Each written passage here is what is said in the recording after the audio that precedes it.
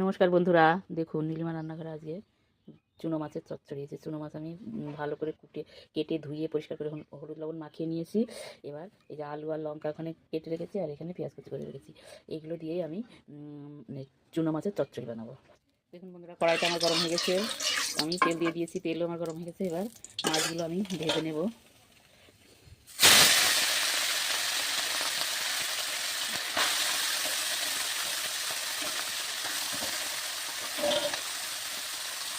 মাছগুলো আমি ভালো করে নেড়ে চেড়ে ভেজে নেব।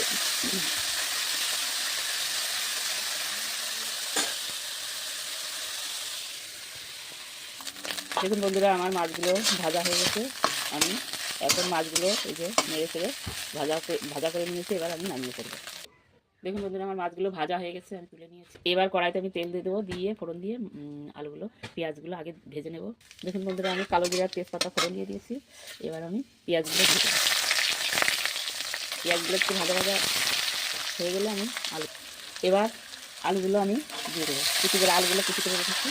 আলুগুলো দিয়ে আর পেঁয়াজগুলো দিয়ে আমি ভালো করে নেড়ে চেড়ে ভেজে নেবো। এর মধ্যে আমি হলুদ আর লবণ দিয়ে দেবো। দেখুন বন্ধুরা, আমার আলুগুলো ভাজা হয়ে গেছে। আমি এবার এর মধ্যে জল দিয়ে দেবো। এই আলু ভাজার মধ্যে আমি জল দিয়ে দিয়েছি। এবার আমি ফোটার জন্য ঢাকা দিয়ে দেবো, যাতে আলুগুলো সিদ্ধ হয়ে যায়। ঝোলের আলু শুকিয়ে গলে গেছে, আর এই ঝোল যা আছে, এখন আমি এর ভিতর মাছগুলো দিয়ে দেবো।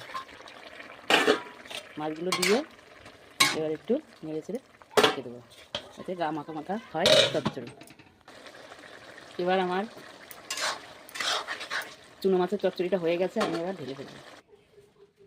দেখুন বন্ধুরা, এই আমার চুনো মাছের চচ্চড়ির রেসিপিটা হয়ে গেছে। এই রেসিপিটা আপনাদের যদি ভালো লেগে থাকে আমাকে লাইক কমেন্ট শেয়ার করবেন। এই রেসিপিটা বাড়িতে ট্রাই করে দেখুন। যদি ভালো লেগে থাকে আমাকে লাইক কমেন্ট শেয়ার করে দেবেন এবং ফলো করে রাখবেন, যাতে আমি আবার নতুন নতুন রেসিপি আপনাদের সামনে নিয়ে আসতে পারি।